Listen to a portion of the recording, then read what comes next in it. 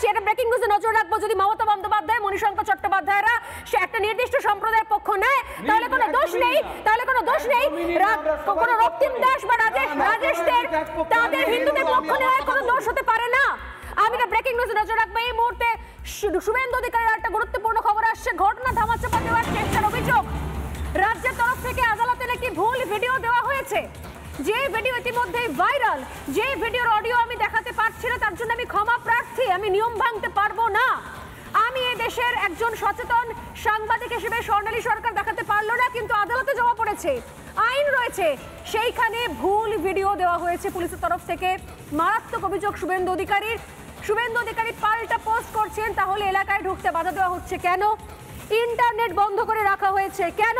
অথচ তাহলেও ভুল ভিডিও দেওয়া হচ্ছে, দিয়ে বলা হচ্ছে কিছু হয়নি, কোথাও কিছু হয়নি। অসাধারণ, ক্যা বাত! রাজ্য পুলিশকে হ্যাটস অফ, স্যালিউট। এই জন্য মমতা বন্দ্যোপাধ্যায় বোধহয় বিদেশে গিয়েছিলেন, যাতে রামনবমীর আগে এই ধরনের জিনিসগুলো তৈরি করা যায়। রাকেশ, কি বলবেন?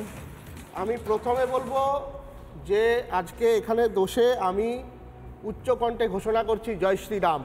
যদি মমতা ব্যানার্জি, সেটাও নাকি ওখানে বলা যাবে না, সেটা বলা যাবে না, সেই জন্য আমি এখানে বলছি জয় শ্রীরাম দিয়ে শুরু করছি। একটা ক্রোনোলজি বুঝতে হবে।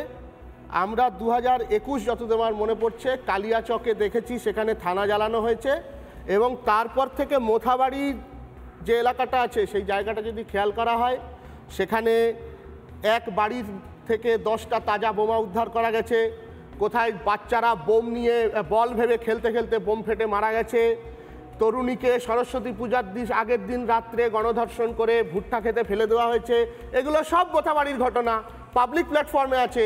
চাইলে আমাদের যারা অনেক বড় বড় কথা বলছেন তারা দেখতে পারেন। প্রশ্নটা হচ্ছে, এই মোথাবাড়িতে আজকে 67% যে ভোটার সংখ্যা আছে ইন্ডিয়ান ইলেকশন কমিশনের, সেটা আপনি 11-র আগে বলছেন, এখন সেই সংখ্যাটা অ্যাকচুয়ালি আপনিও জানেন না, আমিও জানি না। একদম সূত্র মোতাবেক লাস্ট ইলেকশনগুলো হয়েছে, তার মোতাবেক প্রায় 75% এর কাছাকাছি ওপর চলে গেছে। আমি প্রশ্ন করছি যে এই যে এরকম একটা ঘটনা ঘটলো, একটা ভিডিও ভাইরাল হলো, সেখানকার বিধায়িকা সাবিনা ইয়াসমিন, সেখানকার সাংসদ ঈশা খান চৌধুরী, তারা কোথায়? তাদের এই বিষয়ে কি বক্তব্য?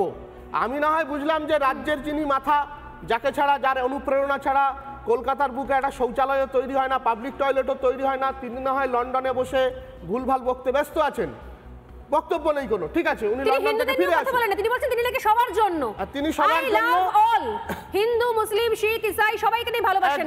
কিন্তু আমাদেরকে মোথাবাড়ি তাহলে কি ছাড়তে হবে?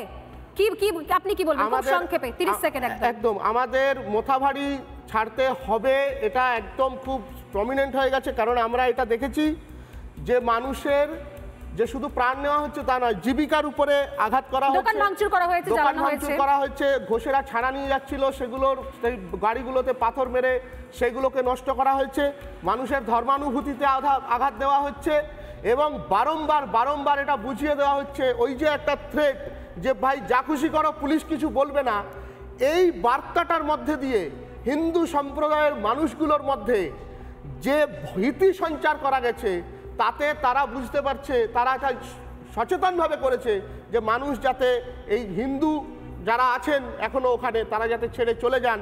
এবং আমার মনে হয় এই মুহূর্তে দাঁড়িয়ে হিন্দু সমাজের, কারণ পশ্চিমবঙ্গের পুলিশ ফোর্স কম্প্রোমাইজড, এই পুলিশ ফোর্স ইনকম্পিটেন্ট, মেরুদণ্ডহীন দলদাস, এই পুলিশ ফোর্সের ভরসায় যদি আমরা হিন্দু সমাজ থাকি, উই আর লস্ট, আমরা শেষ হয়ে যাব।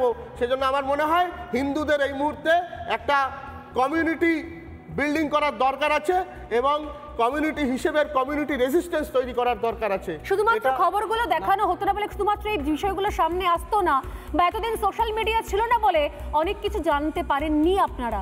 আজকে আমরাও জানছি।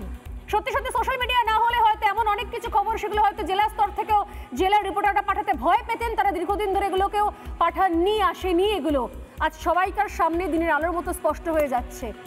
একটাই প্রশ্ন, যদি এখনো মনে না হয় যে মোথাবাড়ি ট্রেলার, তাহলে একটাই কথা বলবো যে আজ মোথাবাড়ি এর গ্যারান্টি কি দিতে পারেন আপনি যে কাল এটা হবে না আপনার বাড়ি?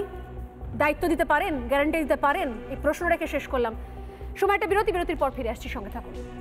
নানা ধরনের কন্টেন্ট দেখার জন্য লাইক করুন, শেয়ার করুন আমাদের ফেসবুক পেজ, সাবস্ক্রাইব করুন আমাদের ইউটিউব চ্যানেল। পাশাপাশি অন্যান্য ব্রেকিং নিউজের জন্য অবশ্যই চোখ রাখুন রিপাবলিক বাংলায়।